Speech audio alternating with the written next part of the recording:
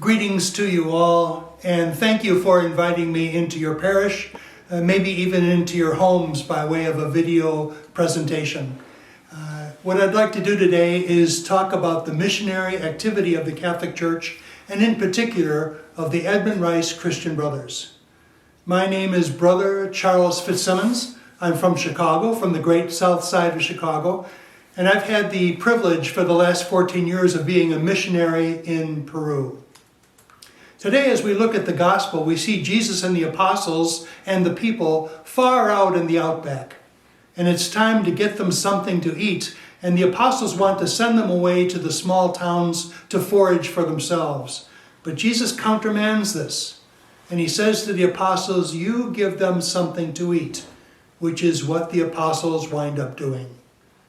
It is perhaps a sign of the missionary activity of the church beginning already, of reaching out to the people, of teaching them, of helping them. And so the Catholic Church has spread out over all the earth, all the countries of the world, with this missionary impulse to bring the good news to the people and also to help them out. It is this same missionary impulse that began my own religious order, the Edmund Rice Christian Brothers.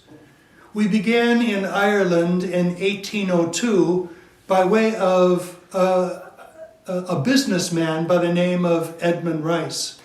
Edmund Rice was a successful businessman in Waterford, Ireland. He was married and then was expecting their first child. But a great blow happened in his life in that his wife was killed in an accident. And before dying, she gave birth to their first child, a little girl with many special needs. This great blow in the life of Edmund Rice caused him to rethink his life and rethink his mission, what he wanted to do with his life. And more he noticed the poor children in the streets of Waterford, Ireland. After much consultation and much prayer, he decided that he would begin to dedicate his life to these children. With the great grace of having one of his own sisters take care of the child his child who had special needs, Edmund Rice began to reach out to the children of Waterford, Ireland. He sold his business and used the money to buy a barn. And there in the top of the barn, the successful businessman lived, and in the bottom built the desks and chairs he would need to invite the street children in. These were street children with very little education, with very little food. Edmund Rice built a bakery to help them with their have something to eat when they came to school. He built a tailor shop so that the children could have the right kind of clothes and feel dignified when they came to his school. Edmund Rice began his work this way, and men came to join him, and they decided to form a brotherhood of teachers.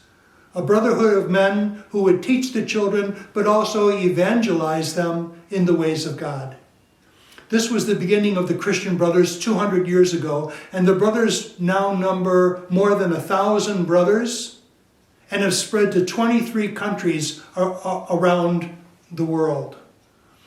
What I would like to do is talk with you about the missionary activity of the Christian Brothers in South America, in Dominica, and also in Brownsville, Texas. Let us begin with Peru, where the brothers have a high school, grade school in the hills around Lima, hills where people live up in the hills without much money, without much water, without much electricity, without sewerage. And yet they want an education for their children, and so they send their children to this Christian Brothers school called Fe y Alegría. The brothers have many students that want to partake in this school, and so they run a high school program in the morning for 800 students and a grade school program in the afternoon for 800 students more.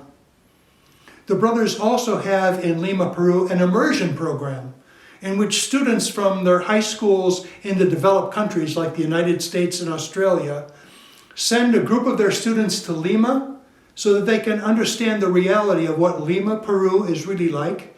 And this same group of students and their teachers go up into the hills to build a house for a family that needs a house to live in. As we go up the coast in Peru, we also find another high school in the fishing town of Chimbote.